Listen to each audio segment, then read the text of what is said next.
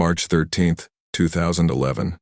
The crisp spring afternoon brought the first hints of warmth to Westchester County, New York, where students spilled out of Roosevelt High School in Yonkers, their voices carrying across the parking lot as they celebrated the start of spring break. 15-year-old Stacy Morrison adjusted her backpack straps, laughing with friends as they made plans to meet up later that week. The walk home to her family's apartment on Ashburton Avenue should have taken 20 minutes. Stacy had made the journey hundreds of times, a familiar route through residential streets that her mother Karen could trace in her sleep. But on this ordinary Sunday afternoon, as temperatures climbed to a pleasant 58 degrees and families prepared for the week ahead, something went terribly wrong. By 6:45 that evening, when Stacy hadn't arrived home or answered her cell phone, Karen Morrison's concern turned to panic. By 7:30, Yonkers Police Department had initiated a missing person investigation. By 9 o'clock, over 75 volunteers were searching every street, park, and alley between the school and the Morrison home. What began as a missing teenager case would become Westchester County's most haunting unsolved mystery for 13 years. A case that saw investigators chase hundreds of leads, interview thousands of witnesses, and exhaust every resource available to early 2010s forensic science. Then in April 2024, a breakthrough that stunned not just Yonkers but law enforcement agencies across New York State. Advanced DNA technology in a water bottle discovered during a routine storage reorganization would finally answer the question that had tormented the Morrison family and the entire Yonkers community for more than a decade. Who took Stacy Morrison? Before we dive deep into this shocking case and reveal the arrest that no one saw coming, take a moment to hit that subscribe button. This channel brings you the most compelling cold case investigations, and I don't want you to miss what happens next in this extraordinary story of persistence, breakthrough science, and a truth that was hiding in plain sight all along. Stacy Lynn Morrison was born on July 24, 1995, in Bronx Lebanon Hospital, to Karen Morrison and Michael Torres. The youngest of two children, with an older brother named Jason, Stacy arrived as what her mother called our joy and our light. From her earliest days, Stacy displayed a personality that friends and family described as infectious. She had this way of making everyone around her feel important. Karen Morrison would later tell investigators, teachers loved her because she asked thoughtful questions and genuinely wanted to understand. Other kids gravitated toward her because she was kind. She stood up for people who were being bullied. Growing up in a two-bedroom apartment on Ashburton Avenue in southwest Yonkers, Stacy attended Roosevelt High School where she was a sophomore in March 2011. Her biology teacher, Robert Chen, remembered her as remarkably curious with a passion for environmental science. Stacy had dreams of becoming a marine biologist, Chen recalled in a 2012 interview. She'd talk about saving the oceans, about coral reefs, and whale migration patterns. She had this beautiful optimism about the world and her ability to make a difference in it. By March 2011, Stacy was thriving despite the challenges her family faced. Her parents had separated when she was 12, and money was often tight, but Stacy maintained a 3.7 grade point average, volunteered at the local library on weekends, and had been selected for a summer marine biology program at SUNY Maritime College. She was determined, her brother Jason would tell police. Nothing stopped her when she set her mind to something. She didn't let our circumstances define what she could achieve. Emma Rodriguez, Stacy's best friend since elementary school, lived in the same apartment building, just 2 floors up. The two girls were inseparable. Stacy was more than my best friend, Emma would tell police just hours after the disappearance. She was like my sister. We told each other everything. We had plans to go to the same college, to share an apartment in the city someday.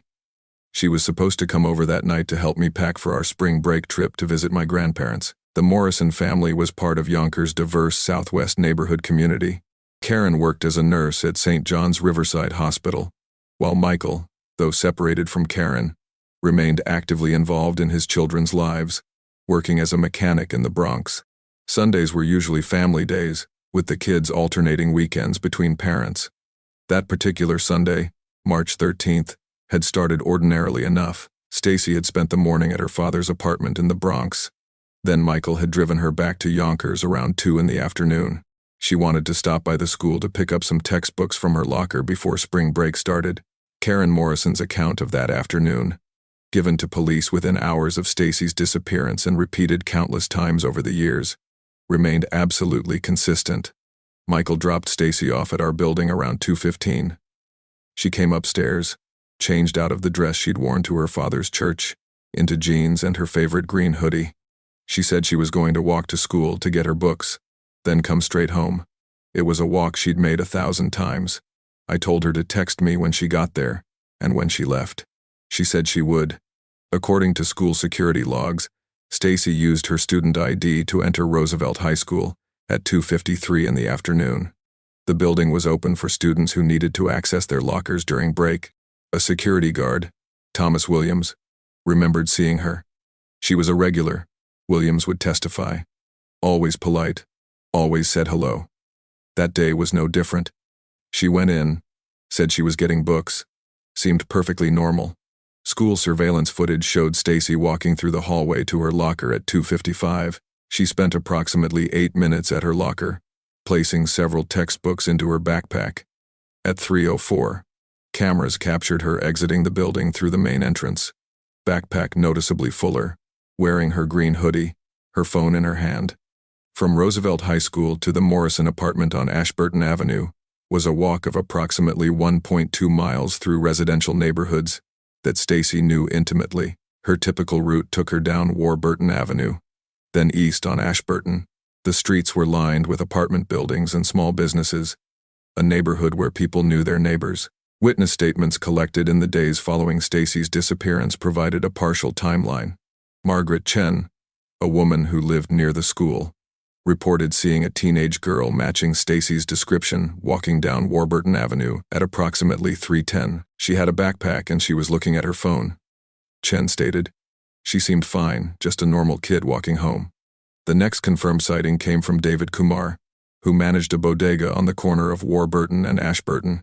He told investigators a girl fitting Stacy's description had walked past his store around 3:20. Cell phone records later confirmed Stacy had sent a text message to her mother at 3:22 that read, "Got my books, heading home now." That text message, sent from near the intersection of Warburton and Ashburton, was the last communication anyone ever received from Stacy Morrison. She never sent the follow-up text saying she'd arrived home. She never walked through the apartment door. She simply vanished somewhere between 3:22 and 3:45 on a Sunday afternoon in a neighborhood where someone should have seen something. By 4:15, when Stacy still hadn't arrived home, Karen Morrison called her daughter's cell phone. The calls went straight to voicemail. She called Emma upstairs, thinking maybe Stacy had stopped there. Emma hadn't seen her. Karen then called Michael, who immediately got in his car and began driving the route from the school to the apartment. At 5:30, finding no sign of Stacy, Karen called Yonkers Police Department. The response was immediate. Officers arrived at the Morrison apartment at 5:42, just 12 minutes after the call. Within an hour, patrol units were canvassing the neighborhood. Detective Luis Martinez was assigned as lead investigator. His initial assessment, documented in reports that would be reviewed thousands of times over the coming years, noted the concerning circumstances. Victim is 15 years old, responsible student, strong family relationships, no history of running away or risk-taking behavior. Disappeared during a routine walk home in daylight hours in a residential area. Last communication indicates she was heading home as planned. This has characteristics consistent with an abduction. The missing person alert issued at 7:45 brought Yonkers to immediate attention. Stacy's school photo, showing her warm smile and dark curly hair, appeared on local news broadcasts and spread through social media. The description was detailed. 15-year-old female, dark brown curly hair past shoulders, brown eyes, 5 feet 4 inches tall, approximately 115 pounds, last seen wearing blue jeans, green hoodie, white sneakers, carrying dark blue backpack with textbooks. The community response was swift and overwhelming. By 8:30 that evening, volunteers had gathered at Roosevelt High School. Yonkers police organized search teams that worked through the evening, checking every possible route Stacy might have taken. Neighbors offered flashlights, coffee, and their time. "This is our neighborhood," longtime resident James Wilson told News 12 Westchester that night. "When one of our kids goes missing, we all come together. We're going to find this girl." Through the night of March 13th and into the morning of March 14th, the search intensified. Police dogs tracked Stacy's scent from the school along Warburton Avenue but lost the trail at the intersection with Ashburton, approximately 4 blocks from her home. Investigators collected surveillance footage from 12 businesses along her route. Officers went door to door, showing Stacy's photo and asking residents to check garages, basements, and storage areas. By dawn on March 14th, investigators had interviewed 43 potential witnesses, collected hours of surveillance footage, and enlisted over 100 volunteers in the physical search. Yet Stacy Morrison remained missing. Time is absolutely critical in these cases, Detective Martinez explained at a press conference on March 15th. We have dedicated every available resource to finding Stacy. We are pursuing multiple leads. Someone saw something. Someone knows something. We are asking the community to come forward with any information, no matter how insignificant it might seem. As the investigation progressed, family members were thoroughly investigated and quickly cleared. Michael Torres had been at his apartment in the Bronx at the time of Stacy's disappearance, confirmed by neighbors and time-stamped security footage from his building. Karen Morrison had been at the apartment, confirmed by phone records and a neighbor who had spoken with her. Both parents cooperated fully with investigators and passed polygraph examinations. The focus then shifted to registered sex offenders living within a 3-mile radius of the area where Stacy disappeared.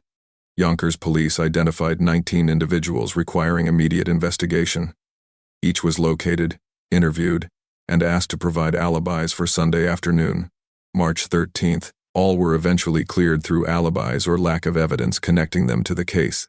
Another avenue of investigation centered on Stacy's cell phone, which had gone dark immediately after her 3:22 text message.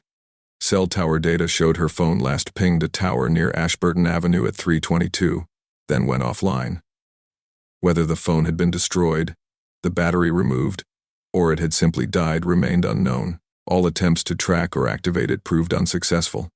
By the end of March 2011, investigators had conducted over 500 interviews, executed 17 search warrants, and collected DNA samples from 38 individuals. Stacy's face appeared on missing person posters throughout Westchester County, on the news nightly, and in appeals shared across early social media platforms. The Morrison family appeared on television repeatedly, making emotional pleas. Please, if you have our daughter, if you know where she is, help us bring her home, Karen Morrison said on NBC New York, tears streaming down her face. Stacy, baby, if you can hear this, we love you. Your brother and I, your father, we're all looking for you. We will never stop. Despite this intensive effort, no breakthrough came, no ransom demand was received, no credible sightings were reported beyond the bodega at 3:20. Stacy's backpack was never found. Her cell phone was never recovered. No physical evidence of foul play was discovered. It was as if she had evaporated on a busy Sunday afternoon in a neighborhood full of potential witnesses. As spring turned to summer, the daily search operations gradually scaled back. The command center at Yonkers Police Department was slowly dismantled. Media coverage became less frequent. The summer marine biology program at SUNY Maritime College started without Stacy Morrison. Life in Southwest Yonkers returned to a new, uneasy normal, though green ribbons tied to lampposts and trees remained, fading in the sun and rain, quiet tributes to a girl who never made it home. As the first anniversary of Stacy's disappearance approached in March 2012, Yonkers police held a press conference to announce the case was being transferred to the cold case unit. This is not us giving up, Detective Martinez emphasized. We have pursued every immediate lead with the tools and technology available. This case deserves continued attention with fresh perspectives. We will find out what happened to Stacy Morrison. For the Morrison family, this transition felt like abandonment disguised as procedure. They had spent a year in limbo, unable to grieve properly because there was no body, no closure, no explanation for what had happened to their daughter and sister. Karen Morrison reduced her hours at the hospital, unable to focus fully on work. Michael Torres threw himself into his job, but friends noticed the change. The haunted look, the isolation. Jason Morrison, who had been 17 when his sister disappeared, struggled through his senior year of high school. The family, once active in their church and community, withdrew into private suffering. We stopped being the Morrisons, Jason would later recall in a 2018 interview. We became the family with the missing daughter. Everything in our lives was defined by Stacy's absence. Every holiday, every birthday, every normal day was just a reminder that she wasn't there. Through the 2010s, the Morrison family kept Stacy's case alive through determined effort. They established the Stacy Morrison Environmental Scholarship at Roosevelt High School.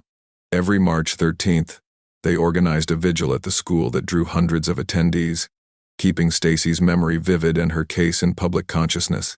Karen Morrison became an advocate, working with the National Center for Missing and Exploited Children, and speaking about the need for improved surveillance in residential areas. "I couldn't protect my daughter," she told the Journal News in 2014. "But maybe I can help keep other children safe."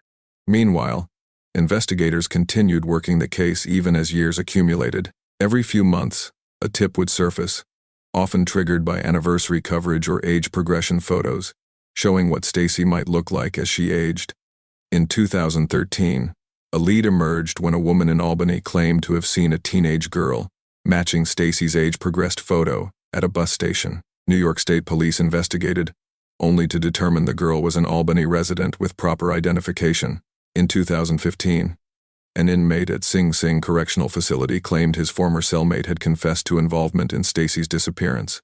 The claim was investigated thoroughly but proved to be false, the inmate seeking reduced sentencing in exchange for information. These false leads were psychologically devastating for the Morrison family. "It's agonizing," Karen told a victim services counselor. "Every time the phone rings with the police calling, you think this is finally it. This is when we get answers. And then it leads nowhere. You lose her all over again each time." As forensic science advanced through the 2010s, investigators repeatedly re-examined physical evidence collected in March 2011. Touch DNA technology improved significantly. The ability to extract genetic profiles from increasingly smaller samples offered new hope. Digital forensics evolved as well. The surveillance footage from 2011 was enhanced multiple times using progressively more sophisticated software. By 2019, analysts could clarify details impossible to see in 2011, though nothing that led to a suspect identification. By 2029, years after Stacy's disappearance, the case had settled into a painful routine. The Morrison family held their annual vigil. Police issued their annual appeal for information. Local media ran their remembrance pieces. Emma Rodriguez, Stacy's best friend, attended every vigil, now a college graduate working as a teacher, but tangible progress remained elusive.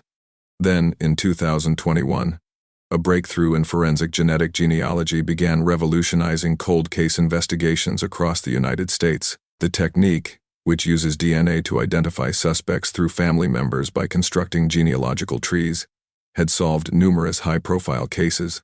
Yonkers Police Cold Case Unit began evaluating which unsolved cases might benefit from this innovative approach. Stacy's case was an obvious candidate. The challenge was obtaining viable DNA evidence definitively connected to her abduction. Original evidence collection in 2011 had been extensive, but much of it was environmental DNA from public areas, difficult to conclusively link to the crime. What investigators needed was new evidence, a fresh lead, something that could provide that essential genetic connection. That breakthrough came in April 2024, 13 years and 1 month after Stacy Morrison disappeared, in an entirely unexpected manner. Detective Rachel Kim had joined Yonkers Police in 2016, 5 years after Stacy vanished. By 2024, she was an experienced investigator in the cold case unit, and Stacy's case had become her mission. "Every detective has that one case that haunts you," Kim would later explain. "For me, it was Stacy. She was just 15, the same age as my niece. The idea that she vanished in broad daylight in her own neighborhood, and we never found answers, it stayed with me." In early 2024, Kim decided to take an unconventional approach. Rather than re-examining known evidence again, she began investigating something that had received less attention. Individuals who had been in the area on March 13, 2011 but had never been fully investigated because they didn't fit initial suspect profiles. Kim spent months reviewing old witness statements, business employee records from establishments along Warburton Avenue, and delivery driver logs. She cross-referenced these names with individuals who had been interviewed in 2011, searching for gaps or overlooked connections. In March 2024, during a routine reorganization of the evidence storage facility, a box labeled Morrison Case Secondary Items was discovered on a high shelf, where it had apparently been misplaced years earlier. Inside, evidence technicians found items collected from the general area of Ashburton Avenue in the days following Stacy's disappearance, things deemed potentially relevant, but not priority evidence. Among these items was a plastic water bottle, found in a trash can approximately 2 blocks from where Stacy's cell phone had last pinged. The bottle had been collected, logged, and stored, but never fully processed for DNA. Kim immediately had the water bottle sent for analysis. Using current DNA extraction techniques far superior to those available in 2011, forensic scientists were able to isolate a complete DNA profile from saliva on the bottle's rim. The profile was male and didn't match anyone in existing databases. With this DNA profile in hand, investigators turned to forensic genetic genealogy. The profile was uploaded to GEDmatch in early April 2024. Within 2 weeks, genetic genealogists identified several distant cousins. They constructed detailed family trees, working backward through generations to identify common ancestors. The work was meticulous and time-consuming, but by late April 2024, all genealogical paths converged on one individual, Christopher James Bennett, age 43, a Yonkers resident who in 2011 had been 30 years old. Bennett wasn't a name that had ever appeared prominently in the investigation files. He had been interviewed briefly in 2011 as part of the neighborhood canvass, as he lived on Warburton Avenue, but had been quickly dismissed. He had no criminal record. He was employed as a delivery driver for a medical supply company. He was, by all appearances, an ordinary citizen. Most significantly, records showed that on March 13, 2011, Christopher Bennett had been making deliveries in southwest Yonkers, including the area around Warburton and Ashburton Avenues. To confirm the genealogical findings, investigators needed a direct DNA sample from Bennett. Detective Kim obtained authorization for covert DNA collection. On May 3, 2024, surveillance teams followed Bennett to a Starbucks on Central Park Avenue. After Bennett left, officers retrieved his discarded coffee cup from the trash receptacle. The DNA was extracted and compared to the DNA from the water bottle found near where Stacy had disappeared. The results came back on May 9, 2024, a match with a probability exceeding 99.99%. After 13 years and nearly 2 months, Yonkers police finally had their suspect. The arrest was planned with meticulous care. On the morning of May 22, 2024, as Bennett arrived at the medical supply warehouse where he worked in Mount Vernon, a tactical team executed the arrest.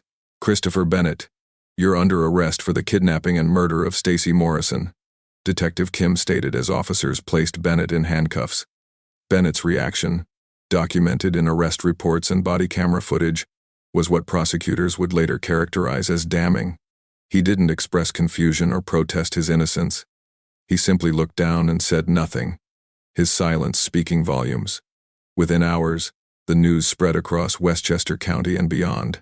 For the Morrison family, the phone call from Detective Kim came at 11 o'clock that morning. "We've made an arrest in Stacy's case," Kim said. "After 13 years, we have the person responsible."